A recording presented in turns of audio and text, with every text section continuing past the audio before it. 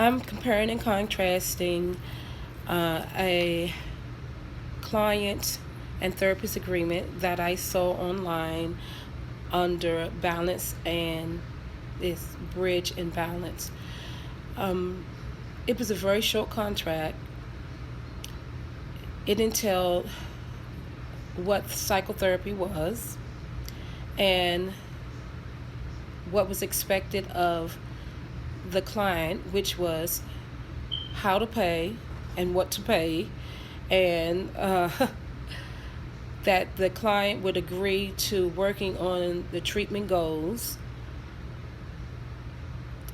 So, for the most part, under the ACA guidelines, those criteria were met in regard to how to pay and what to pay.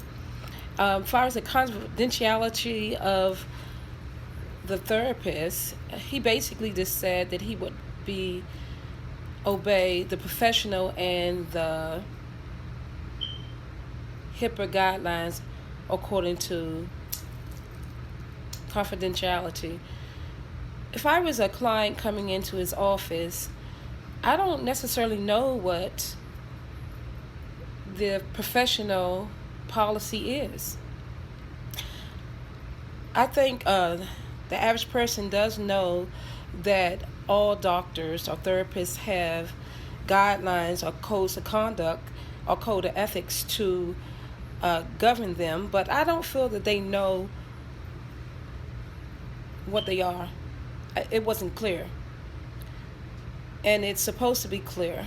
And he did not give anything on the limitations of the confidentiality either. Whereas the ACA and under the DC regulations, it's supposed to be clear.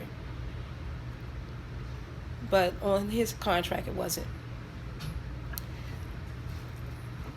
Also, he didn't give a plan of exit, where if the therapist was incapacitated or was discharged from employment at the place where the client was receiving services, it didn't share what the client was to do, and that under the code of ethics and conduct, that is supposed to be included in the agreement for client and therapist, between client and therapist. I didn't see any boundaries that were listed either. What else?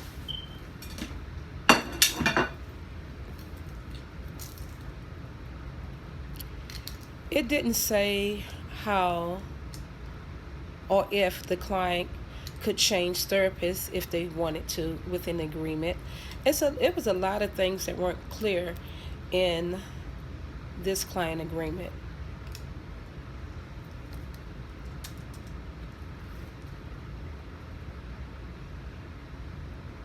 Hmm.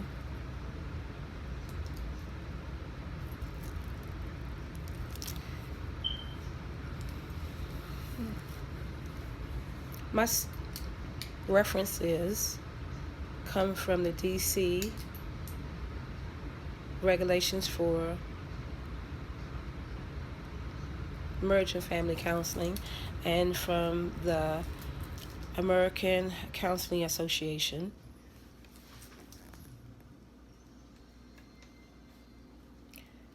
Mm-mm-mm.